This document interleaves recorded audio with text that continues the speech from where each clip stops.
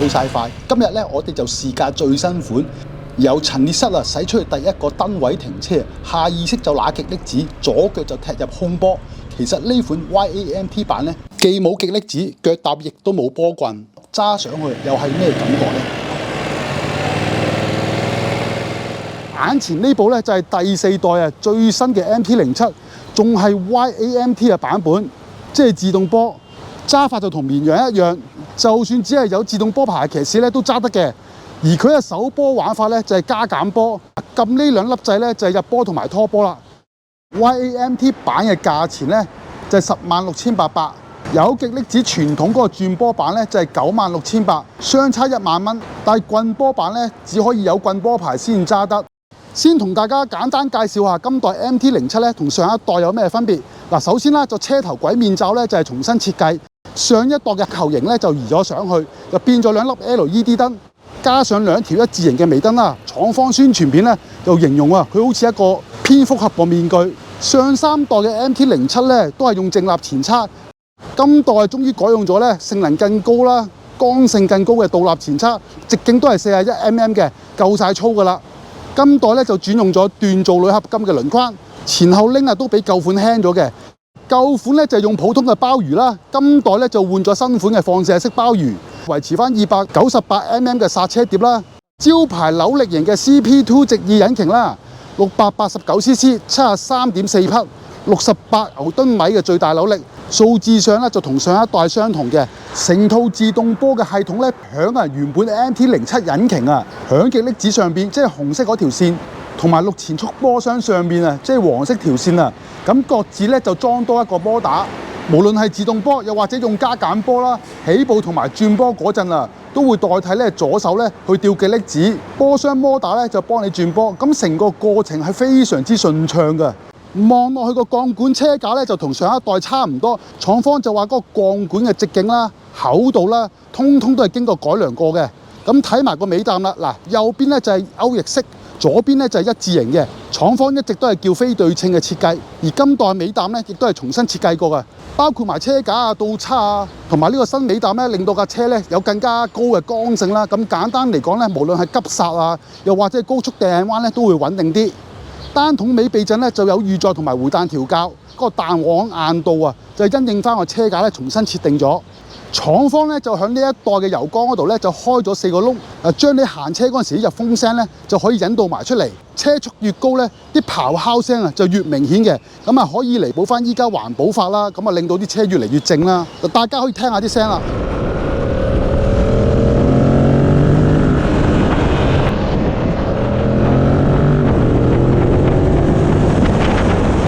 上一代嘅尾期其實已經轉用咗5寸嘅彩色屏幕，今代亦都係用翻嘅，有埋連接手提電話嘅功能啦，下載咗官方嘅 Y-Connect 咧，仲要下載埋加棉東南亞嗰個地圖嘅。不過屏幕顯示嗰個地圖實在太細我自己都覺得好難睇得到佢亦都有 turn by turn 啦，即係左右轉彎嗰個提示啦。但係我自己覺得啦，始終加翻個手提電話架咧會實用啲啦。亦都有來電顯示啦，選擇歌曲同埋調校大細聲個呢啲基本功能都有齊啦。新款個掣盒咧就同 MT-09 一樣，有一個遊戲機式嘅 joystick 嘅掣啦，同埋一個 menu 掣。呢個就係定速巡航嗰個功能嗰個掣啦。時速50公里以上咧先可以用得。只有呢個 YAMT 嘅版本咧先有呢個功能啫。棍波版咧就係冇定速巡航功能嘅。右邊個掣盒咧個模就係俾你嚟選擇馬力模式，上邊個 AT 同 MT 咧就係俾你揀自動波同埋手動加減轉波。屏幕顯示 AT 即係用緊自動波。MT 即係手動加減波。新款 MT-07嘅座高同之前都一樣嘅，都係805mm。我身高就係5尺5寸高，一坐上去基本上差唔多可以雙腳落晒地不過係少少個腳踭有少少會掉少少啦。大家可以睇到啦，新款嗰個咧就係橙色線嘅，可以見到個軚把咧同埋個腳踏亦都係比舊款低咗啲嘅。咁我自己係揸過2017年嗰部 MT-07啦，除非真係要兩部車擺埋一齊啦。你否則嘅話咧，就好難比較到嗰個分別基本上我自己個身形啦，都差唔多要烏少少啦，烏低啲啲咁多，跟住隻手咧差唔多拉到最長咁去揸個軚把嘅。同埋我覺得佢嘅坐墊其實我覺得有少少傾斜嘅，係有少少硬嘅。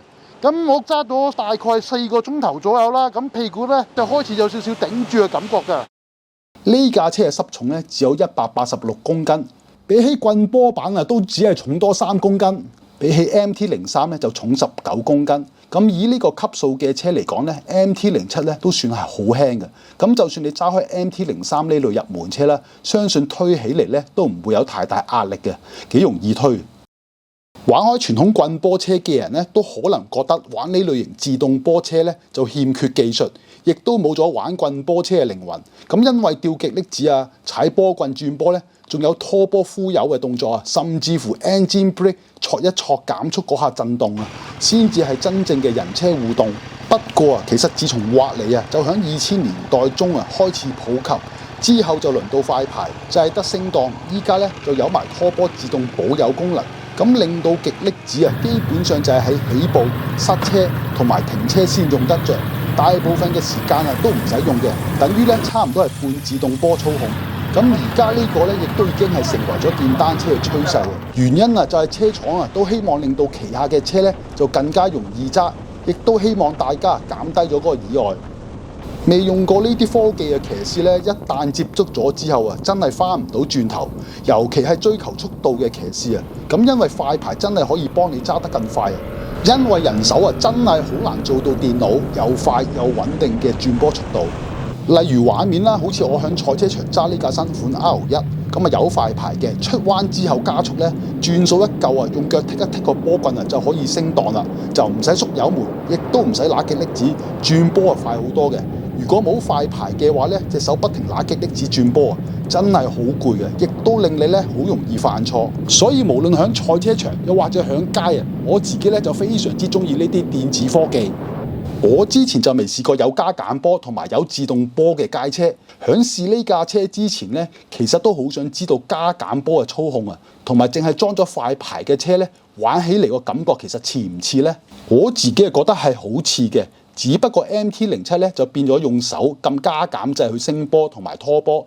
嗱，好似畫面中咧，我 keep 住個油門，加速就唔使縮油嘅，撳加掣就升檔，減掣就拖波減速。而 R1 咧就用腳去踢個波棍同埋踩個波棍去升波同埋拖波。頭迫力同埋腳踏嘅尾迫力咧就係一樣嘅，分別只係用手或者係用腳去轉波。嗱，拖波亦都係唔使用人手去呼油。我覺得啊，用手指去轉波啊，隻腳就唔使喐嚟喐去咁轉波咧，其實係更加之容易啊，揸起嚟啊，亦都係穩定咗。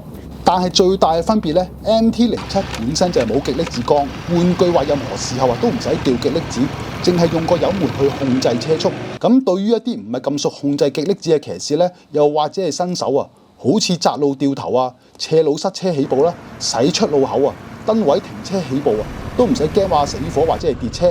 翻工放工咧，就算塞車啊，唔使掉極力子啊，舒服好多。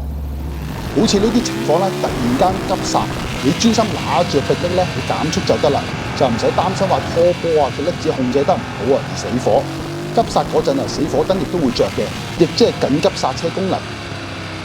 雖然加減波係手動，咁響燈位嗰陣時咧，差唔多臨停車前啊，我就專登唔撳嗰粒減掣去拖波。嗱，大家聽下啲聲。清脆利落啊！由4波啊自動拖翻落去1波。嗱，拖波嗰陣啊，近乎感受唔到 engine brake 造成嗰下挫下挫下嗰個頓挫感，係超順滑嘅，順到咧就好似揸緊綿羊咁啊，繼續向前流。我覺得咧對乘客嚟講咧係唔止舒服啊，亦都係安心啲。就算車速啊跌到去時速幾公里啊，因為個摩打啊喺度幫你吊緊極力子啦，再俾有起步嗰下咧係非常之順暢嘅，完全唔會話好似有自己控制極力子控制得唔好咧，挫下挫下即係跳馬仔嗰種感覺。我亦都試過啊，高速少少落迫力減速，然後拖2-3個波啊，同樣係好順暢嘅，車身近乎冇乜震盪，所以入彎都穩定啲。咁由於架車咧繼續向前衝啊，如果你習慣拖波啊，用 engine brake 輔助減速入彎咧，特別係由入門車升級玩呢部車，咁就要改變一下揸法，用翻多啲頭尾迫力去減速。咁由於我自己啊平時都係揸開大樣啦，所以就問題不大嘅。手動加減波咧就有 Street 同埋 Sport 模式，仲有 Custom 即係自定模式，可以俾你自己減馬力，同埋 Traction Control 介入，即係防止尾輪打滑啦，降低跣胎風險嗰個系統。Street 模式咧就係因為馬力細啲啊，起步嗰下力咧反應就相對柔順啲。市區成日要燈位起步啊、停車咧、塞車咧，同埋穿梭啲橫街窄巷起步咧，就最啱用嘅。油門就唔使走得咁辛苦，亦都慳油啲。但其實加速力咧依然都係好爽嘅。而我自己咧就最中意就係 Sport 模式。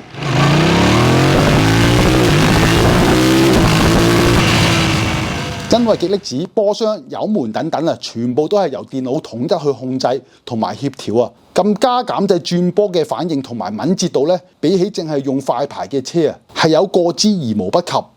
至於 AT 啊，自動波啊，直情當佢一架大馬力大樣去揸，而佢個自動轉波邏輯咧就係好聰明嘅，絕對可以用快很準啊去形容佢個轉波過程。自動波就有 D 同埋 D 加馬力模式俾你用。D 嘅油門加速反應咧就係相對柔少少 ，D 加勁啲，等於運動模式。但係如果你係慢速油車河咧，兩個模式嘅分別就唔係太大嘅。以 D 為例，輕輕吊住個油門油車河，大約去到時速70公里咧，就自動升到去6波。而車速低高檔位嘅好處就係慳油。如果係大油門加速，去到時速100公里啊，都只係由2波升到去3波。因為電腦啊，係會根據你控制油門嘅角度啦，知道你究竟係油緊車河啊，抑或係玩緊速度啊，去控制升檔嘅時間。所以啊，要真係感受 D 同埋 D 加嘅分別，就要大力側落油門加速。D 加咧大約多1000轉啊，等引擎進入最高扭力區咧先升檔。所以加速嗰度力啊，比起 D 模式咧扯得更加痕，同埋加速力都係勁啲嘅。由於 D 模式啊係用低少少轉數先升檔啊，加速力咧就相對柔少少，但其實都係好勁下嘅。咁因為 MT-07咧係一款強調扭力嘅車啦，並且係針對玩開入門車升級嘅騎士，所以無論係 D 或者係 D 加，對佢哋嚟講咧都係好好力嘅，所以絕對就唔可以輕視呢部車啲力。自動波另一個特點，例如你用6波巡航，如果要爬頭咧，就好似畫面咁啊，側落個油門加速，引擎啊就會自動 kick down啊，自動由6波啊拖落去4波加速，拖落去嗰陣咧要等一陣間，之後就好爽快咁加速。因為如果 keep 住用6波加速啊，轉數唔夠咧，加速嗰度力咧就會好笠啦。由於呢副引擎用270度曲軸點火，一扭有加速咧，就會感受到啊類似 V2 引擎嘅震盪同埋聲，好一貫 MT-07嘅味道。值得一提咧，佢個電子油門好順嘅，打8字容易好多。大家可以細心啲聽下啲聲啦。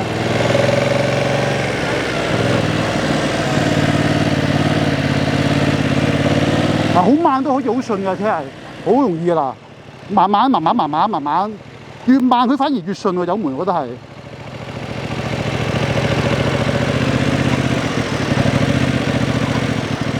就算吊住少少油加速，然後再縮油啊，冇嗰啲俾油啊、縮油啊、挫嗰啲引擎聲嘅，都唔使擔心向前衝啊、向後挫嗰種感覺。就算快少少啊，波箱突然間由1波啦升上去2波啊，咁由於波段咧佢結合得好順啊，就唔會出現啊挫到你跌車嗰下感覺。我冇揸過上一代 MT-07，但係揸過第2代嘅版本。其實呢一代車咧已經係好好揸㗎啦。咁因為 MT-07咧本身就係一部好靈活嘅街車，喺啲橫街窄巷啊扭左扭右轉彎咧，亦都係好輕鬆嘅。啲力啊勁得嚟咧就好容易控制嘅，油耗亦都係好合理。咁奈何舊款係用一啲正立前叉啦，吸震咧就係麻麻地嘅，令到快少少過彎都唔係太定。咁迫力啊亦都唔係太夠收嘅。相比之下，新款喺各方面咧成熟咗好多。用咗倒立前叉之後咧，成個避震嘅感覺啊，特別係碌過香港啲爛馬路咧，就冇之前跳得咁勁，舒服咗嘅。好就唔係一定好好噶啦，但係咧就進步咗好多。不過我仲係覺得尾避震係有啲硬嘅。咁同埋鋼管車架啦，就喺大油門加速轉線嗰陣咧，雖然都仲係會感覺到啊個車架有少少扭嘅，搖一搖嘅感覺，但係相比之前咧就紮實咗好多啦。所以就算快少少掟彎啊，都比之前明顯穩定咗嘅。咁玩彎嘅信心咧就大咗好多。架車啊同之前一樣咁靈活，咁加埋啊油門比之前咧更加順暢同埋敏捷啊，同埋轉波一啲都唔挫啊。咁成架車嘅操控反應咧就好過之前好多啦。另一個進步咧就係換咗放射式嘅剎車鮑魚，一揦落去咧就好好收嘅，好過我揸之前嗰部好多。亦都係信心大好多，咁除非你我諗即係揸到一個比較好誇張嘅車速啦，否則喺香港日常咁用咧，甚至乎係快少少都好咧，都好夠用嘅。歷代 MT-07咧都有唔錯嘅油耗表現。今次揸呢部車之前咧，上一次試車嗰個仁兄咧就已經打爆咗油缸啦。咁計埋我啦，同埋上一手揸車嘅公里數咧，計出嚟咧1公升就行到係22公里嘅。咁以呢類車嚟講啊，其實算係好慳油啊。至於引擎嘅熱力咧，嗰個大約就係31度。但係如果你着長褲揸嘅話咧，其實唔係覺得好熱嘅。咁相信揸開棍波車嘅人嚟講咧，應該係可以接受㗎啦。大部分原裝 NK 車啊都係冇風擋㗎啦，響高速公路行駛咧，你係預咗成個身體咧就喺度食風啊！如果成日行高速又想舒服啲咧，就一定要另外加裝一個風擋。最後講下佢點樣着車啦。啲車咧你一着時咧，原來咧好似綿羊咁樣㗎，要撳住個臂力缸，你先着到車㗎。